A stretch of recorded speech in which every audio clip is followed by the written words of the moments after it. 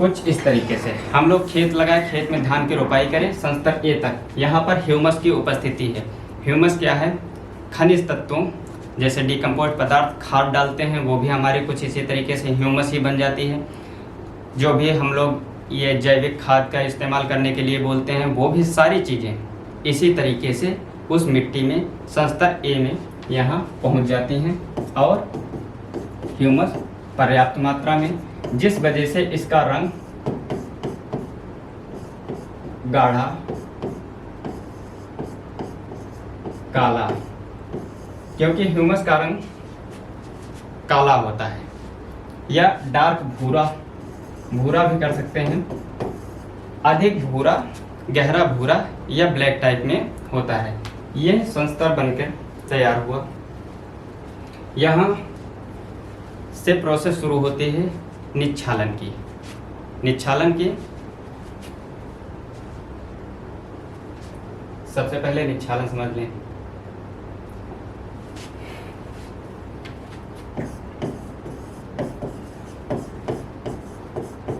निच्छालन क्या है? जैसे एक ये स्तर है, यहाँ कुछ तत्व भरे हुए हैं, बहुत ज़्यादा यहाँ बारिश हुई, बारिश की वजह से ये तत्व नीचे की तरफ मूव हुए और यहाँ कहीं आकर के रख गए। इसे बोलते हैं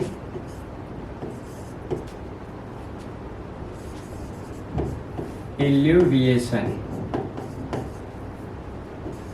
ELUIVATION, इल्यूविएशन। यहाँ डिपोजिशन को बोलते हैं एल्यूविएशन।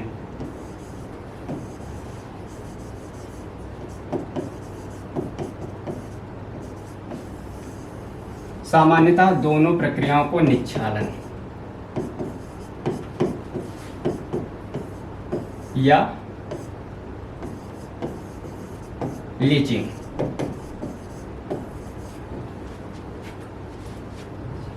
जैसे यह प्रक्रिया, जो भी जैविक पदार्थ जमा हुआ है वह जल, जब बारिश हुई, बारिश का पानी भरा रहा बहुत लंबे समय तक, तो इसमें थोड़े रेत के कण इकट्ठे हुए हैं, कुछ ह्यूमस जमा हुआ है। जैसे पानी बहुत ज़्यादा दिन तक भरा रहता है तो पृथ्वी के अंदर की तरफ मूव हो जाता है, पानी बह जाता है, अंदर कुछ ऊपर की तरफ उड़ जाता है, कुछ अंदर की तरफ चला जाता है।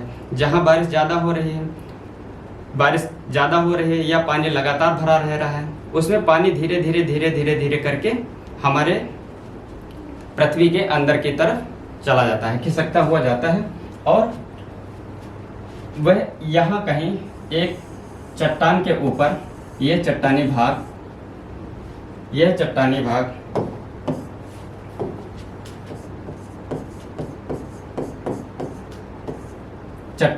के ऊपर, चट्टान का मतलब यह नहीं है ठोस है, बस मैंने ये लिख दिया कि वह वहाँ पर जाके समाप्त हो रहा है, यहाँ कहीं आकर के इकट्ठा हो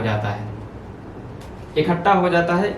इस प्रक्रिया को ऊपर से जो नीचे आ रहा है एल्यूविएशन, वही नीचे से ऊपर की तरफ भी आता है। नीचे से ऊपर की तरफ कैसे आता है? जहाँ बारिश कम होगी वहाँ क्या होगा? कैपिलरी प्रोसेस के तहत, कैपिलरी प्रोसेस केशुकत्व की क्रिया, आपने सुना होगा, फिजिक्स में पढ़ते हैं केशुकत्व की क्रिया। जैसे हम लोग जो लैंप जलाते हैं उसमें मिट्टी के तेल ऊपर की तरफ चढ़ना, और रुई, कॉटन को हम लोग जल में भिगोते हैं तो वह पानी ऊपर की तरफ चढ़ जाता है उसमें। इसी तरीके से मोमबत्ती में पड़ा हुआ धागा, किस तरीके से उसका चारों तरफ पिघला हुआ मोम उस धागे से होकर के ऊपर की तरफ चढ़ जाता है। किस तरीके से पौधों में पानी अंदर की तरफ जड़ों से होकर के ऊपर की तरफ चला जाता है, जड़ में प्रवेश होता है जल, और किस तरीके से वह पूरा ऊपर पेड़ की एक एक पत्ती तक पहुंच जाता है। यह प्रक्रिया प्रोसेस, कैपिलरी प्रोसेस के दौरान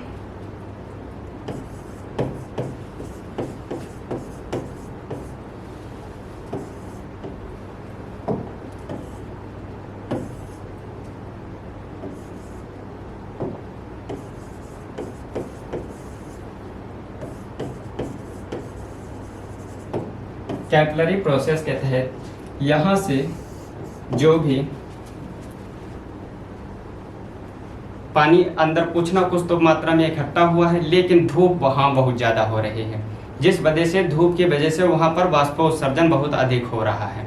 वाष्पोत्सर्जन बहुत ज़्यादा हो रहा है, जिस वजह से मिट्टी के अंदर की परतों में उपस्थित थोड़ा बहुत जल वह धीरे धीरे धीरे धीरे धीरे करके ऊपर की तरफ आता है। खनिज तत्व यहीं रहते हैं, यहाँ क्षारीय तत्व जल के साथ में ऊपर आते हैं, जल के साथ में ऊपर आते हैं और वह मृदा, क्षारीय मृदा का निर्माण करते हैं। अब हम लोग फिर पीछे आ जाएं। अब यहाँ ह्यूमस जो जमा हुआ है उसका कुछ हिस्सा इस कलर से बना हुआ है, ये उसका कुछ हिस्सा इसमें आ जाता है।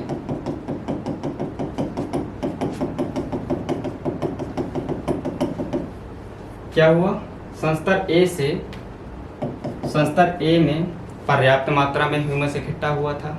जो भी जीव जंतु, पेड़ पौधे, पत्ते गले हुए थे, बहुत सतह में थोड़ा सा, मतलब जैसे हाथ हटाने भर की मिट्टी हटा दिए, उसके बाद में जो संस्तर शुरू हुआ वह, इनकी मोटाई कोई नहीं बता सकता है, क्योंकि यह अलग अलग समय पर, अलग अलग जगहों पर अलग अलग तरीके के बनते हैं।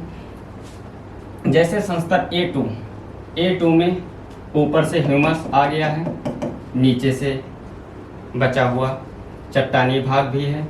कुछ बड़े पौधे जैसे बागानी फसलें वगैरह वगैरह यहाँ लगाई जाती हैं, जिनकी जड़ें अपेक्षाकृत थोड़ा गहराई तक जाती हैं।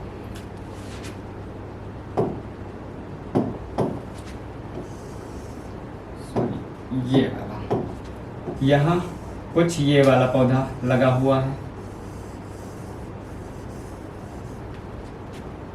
उनकी जड़ें यहाँ तक आई हुई हैं। अब यहाँ से शुरू होते हैं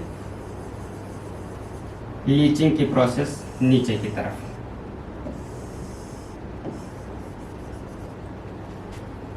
सामान्यतः ये पूरा संस्तर ए नीचे की तरफ निच्छालित करता जाएगा और नीचे संस्तर बी में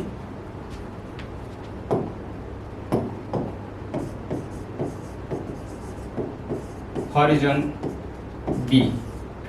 बी में ऊपर के ह्यूमस और नेचुरल का मिला हुआ जो भाग है, वनस्पति का भाग है, या जो भी खनिज तत्व इसमें है, चट्टानी भाग, वह नीचे की तरफ इकट्ठा होता जाता है। B1, B2 और B3। B3 के बाद में हॉरिजॉन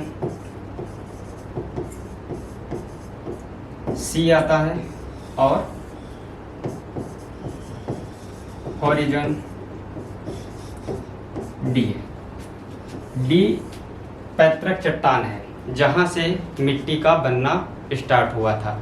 मतलब पैतृक चट्टान दिखाई पड़ रहा है ना।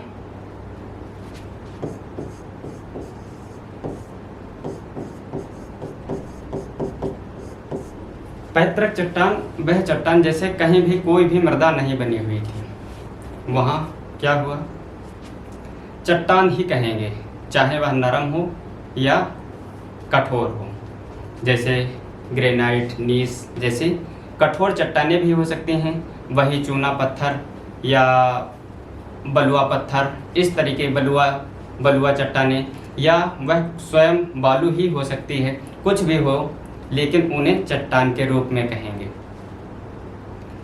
जब तक वह सॉइल नहीं बनती, अर्थात उसमें कुछ ह्यूमस का पार्ट और उसमें हवा और पानी की पर्याप्त मात्रा नहीं होती, मिट्टी नहीं कहलाती, चट्टान ही कहेंगे। चाहे वह टूटा फूटा किसी भी रूप में अपर्दित, भले ही वो भुरभुरा कण के रूप में दिखाई पड़ रहा है, भले ही वो भुरभुरे कण के रूप में दिखाई पड़ रहा है, हाथ में उठाए से मिट्टी कहें, मिट्टी नहीं कहेंगे, वह चट्टान है। जब तक कि उसमें पर्याप्त मात्रा में जल, पर्याप्त मात्रा में, मतलब उसमें कुछ ना कुछ कम ज़्यादा हो सकता है, लेकिन उसमें ह्यूमस, जल वायु और जैविक अपघटक, जैविक तत्वों का थोड़ा सा मिश्रण, खनिज तत्वों का मिश्रण होना आवश्यक है, तभी वह सॉइल कहलाएगी। इसीलिए ट्रूली सॉइल यही लिखा गया है इन दो संस्तरों के लिए। ट्रूली सॉइल कहा जाता है। इसके ऊपर पैतृक चट्टान में बड़े बड़े बोल्डर टाइप में पाए जाते हैं, जैसे कोई बड़ा सा पत्थर है, उसके बगल में रेता और मोटे बालू के कण, बजड़ी कुछ इस तरीके से उसे घेरे रहती हैं। यहाँ एक बड़ा पत्थर, फिर मोटी बजड़ी, बालू कुछ इस तरीके से इसे घेरे हुए हैं। इस तक बहुत रेयर केस में कोई ऐसा बड़ा सा वृक्ष है जिसकी कोई जड़ यहाँ तक पहुँचे, अन्यथा संस्तर 2 या संस्तर B तक ही सामान्यतः सभी यहीं तक पौधों की जड़ें मैक्सिमम, ये क्षेत्र है, यहाँ तक पौधों की जड़ें आती हैं। यानी संस्तर B में क्या हुआ, संस्तर B में ऊपर से निच्छालित ह्यूमस मटेरियल वगैरह वगैरह जो भी है तत्व जल के साथ में घुल करके नीचे की तरफ इकट्ठे हुए। सबसे ज़्यादा स्टोरेज यहाँ पर हुआ क्योंकि इसके नीचे वह चट्टानी भाग है, ना ही यहाँ पर कोई ऊपर से सूर्य का प्रकाश पहुँच पा रहा है, ना ही यहाँ जल का कोई तत्व पहुँचा हुआ है, ना ही उसके विखंडन के लिए कोई पेड़ की पौधे की जड़ पहुँची है जो इसका विखंडन स्टार्ट कर दे। अर्थात यहाँ संस्तर C में थोड़ा बहुत दिखाई पड़ता है, उसके बाद में यह पूरी तरीके से ब्लॉक्ड होती है, कुछ नहीं होता। यह चट्टान यहाँ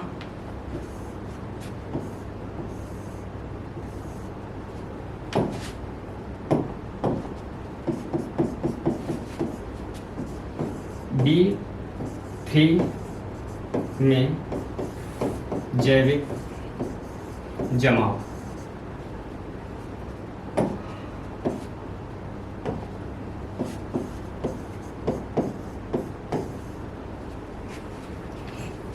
बीच की ये जो हैं इनको क्या बोलेंगे, ये तीनों हैं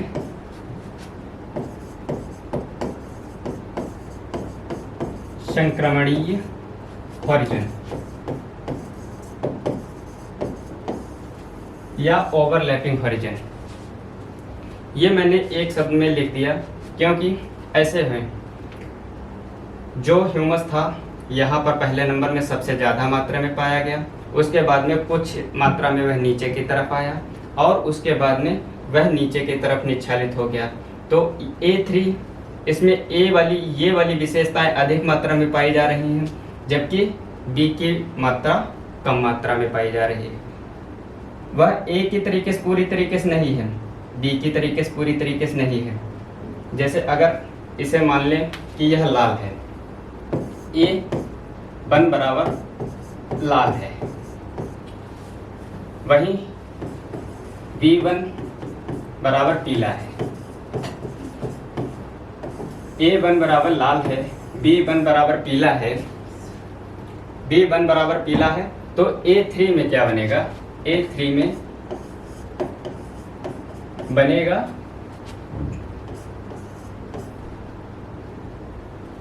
ऊपर ज़्यादा हो जा रहा है, इसे इस साइड रख दे रहे हैं, एक सेकेंड।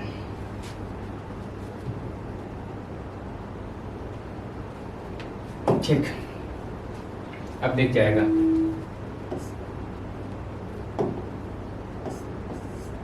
लाल नारंगी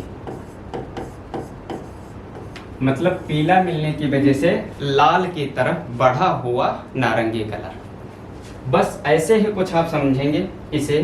यहाँ A3 जो संस्तर A का हिस्सा है, लेकिन उसमें कुछ कुछ विशेषताएं A की भी पाई जाती हैं। उसी तरीके से B संस्तर है, जब B संस्तर पीला है और A लाल है, तो इसमें A की भी विशेषताएं पाई जाएंगी और थोड़ी सी पीले की भी।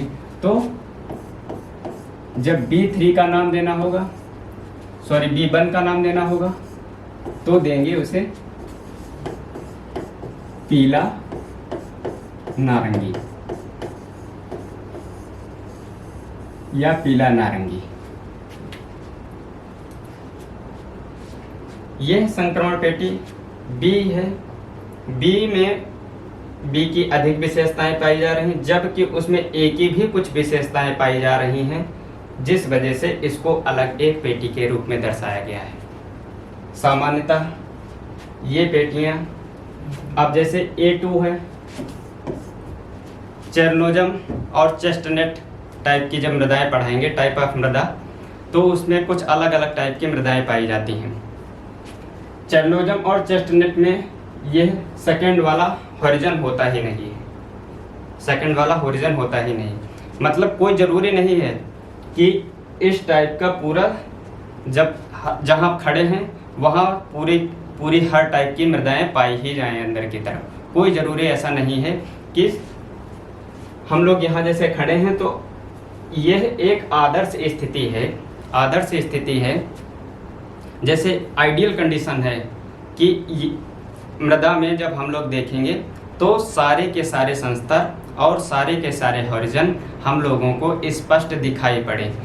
कोई मृदा रहेगी ऐसी जिसमें A2 गायब रहेगा, कोई मृदा ऐसी रहेगी जिसमें B1 गायब रहेगा।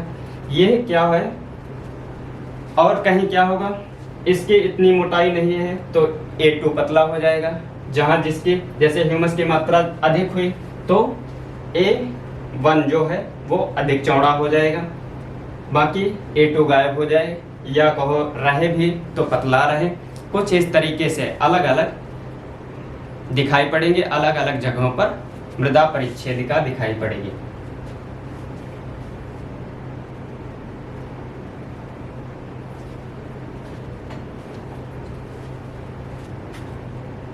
समझ आया? कुछ समझ आया कि मृदा कैसे बनी, मृदा क्या है, मृदा क्या है, उसकी परिभाषा क्या है। पेड़ पौधों की उत्पत्ति में सहायक वह कणयुक्त चट्टान का वह भाग जो पेड़ पौधों की वनस्पति को उत्पादन में सहायता करता है, उसमें पर्याप्त मात्रा में ह्यूमस, जल और वायु उपस्थित रहती है। कुछ इस तरीके से मृदा परिभाषा, और उसके बाद में सॉइल प्रोफाइल या मृदा परिच्छेदिका, ये हम लोगों ने देखा। उसके बाद हम लोग मृदा को प्रभावित करने वाले तीसरे पॉइंट में लिखा था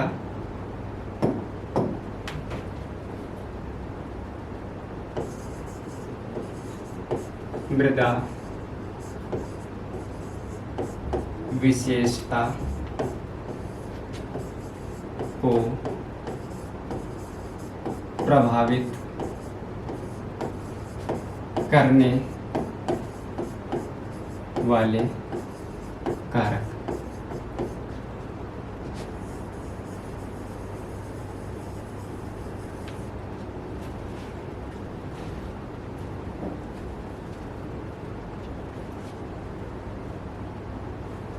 एक बार बताए, समझ आया?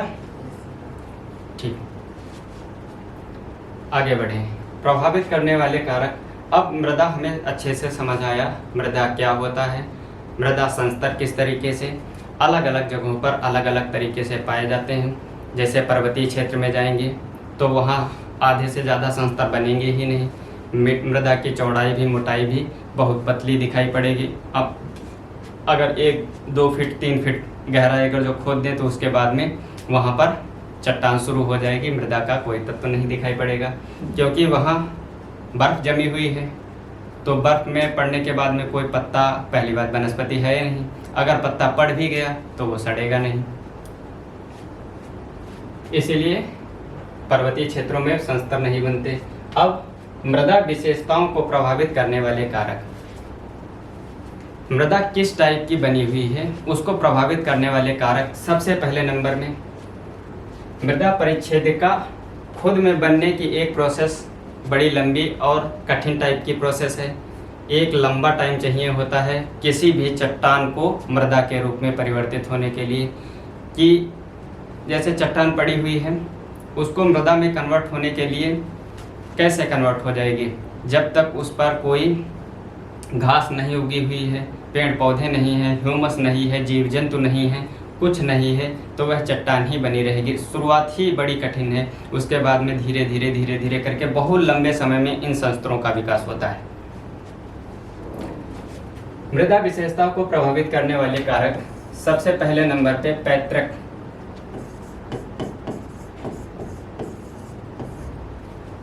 पदार्थ या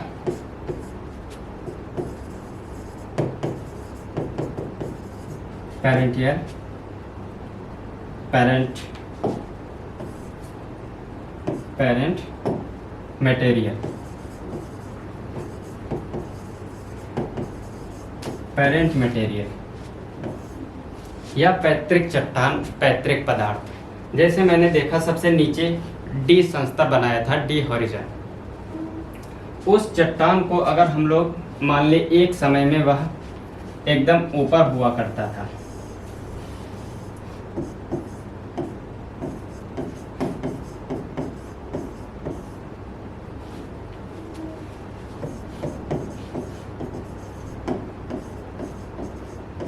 एक समय में वह ऊपर हुआ करता था। अब उसमें क्या हुआ, जलवायु के संपर्क में आए, यहाँ बारिश हुई, कुछ बारिश हुई फिर से सूखा पड़ा, सूख गई, कुछ हवा चली, कोई जीव जंतु यहाँ से निकला, कुछ इस तरीके से थोड़ी मोड़ी प्रक्रियाएं शुरू हुई, जिस वजह से इसमें कुछ इस तरीके से ऊपर का हिस्सा चिटकना, टूटना, उसमें खंडन विखंडन स्टार्ट हुआ, खंडन विखंडन स्टार्ट हुआ। और इसी वजह से धीरे धीरे ऊपर की तरफ संस्तरों का, ऊपर की तरफ हॉरिजन्स का विकास होता गया। जैसे यहाँ कुछ हुआ, फिर छोटी घास, जैसे इतना अगर जो मिट्टी बन पाई ऊपर की तो छोटी घास उग गई। अब कोई जीव जंतु या कोई चींटी, कीड़े मकोड़े कुछ ना कुछ इसके घास के नीचे भी पनपने लगे, शुरू हुए। इसी तरीके से धीरे धीरे चींटी ने एक बिल बनाया, इतने दूर तक चली गई। वहीं अगर कोई फल का पेड़ लग गया हो तो कोई चूहा आया, उसने इसे खोदना शुरू कर दिया। कुछ इस तरीके से धीरे धीरे संस्तर चट्टान खोदी बनाई काटी जाने लगी। साथ में जलवायु के प्रभाव के कारण धीरे धीरे मृदा का निर्माण स्टार्ट हुआ।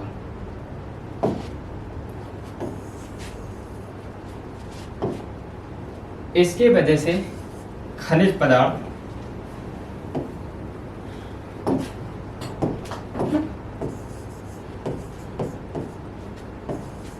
मृदा में खनिज पदार्थ का निर्धारण,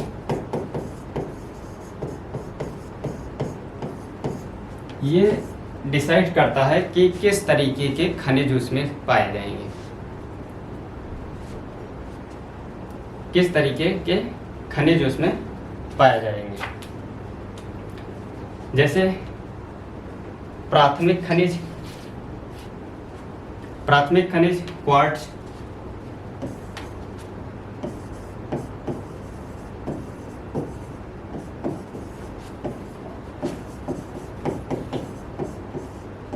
प्राथमिक खनिज और द्वितीयक खनिज।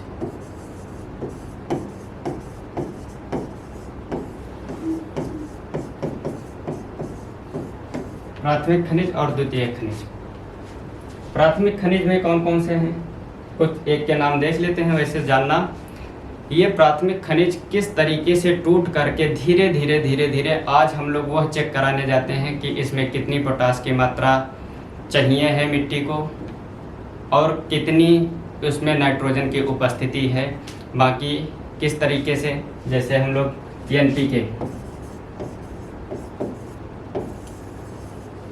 नाइट्रोजन, पोटास और कैल्शियम, ये नाइट्रोजन, फास्फोरस और पोटास, के फॉर पोटास।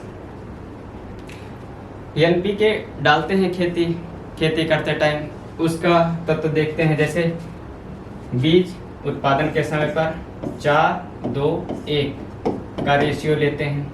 वहीं जब वह फसल बड़ी हो जाती है तो 1:2:1 का रेशियो लेते हैं।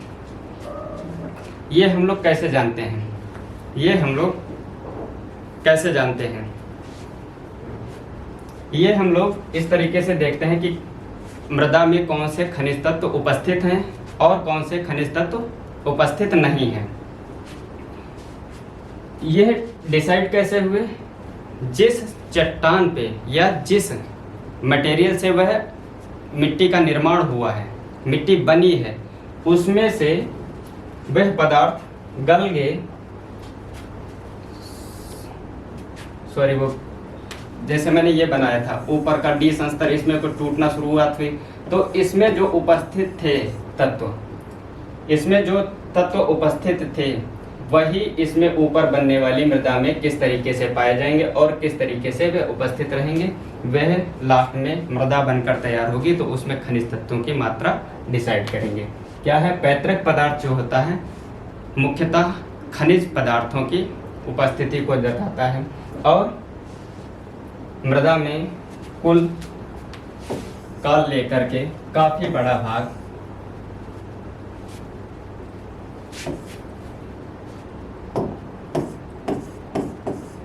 40 से 45% तक 40 से 45% तक यही खनिज पदार्थ ही उसमें रहते हैं। अब प्राथमिक खनिज का कुछ एग्जाम्पल 1-2 देख ले रहे हैं, जैसे क्वार्ट्ज,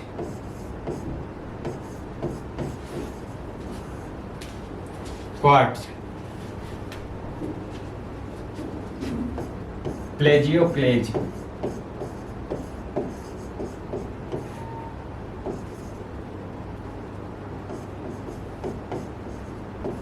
पेजियोक्लेज,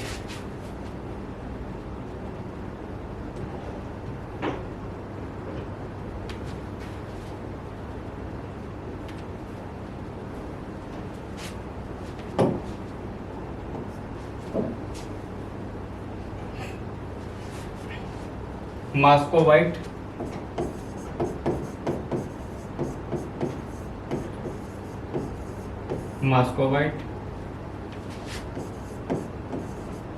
बायोटाइट, कुछ इस तरीके के खनिज तत्वों की उपस्थिति होती है वह पैतृक चट्टान के कारण। द्वितीयक चट्टानें जैसे कैल्साइट, हेमाटाइट, लिमोनाइट,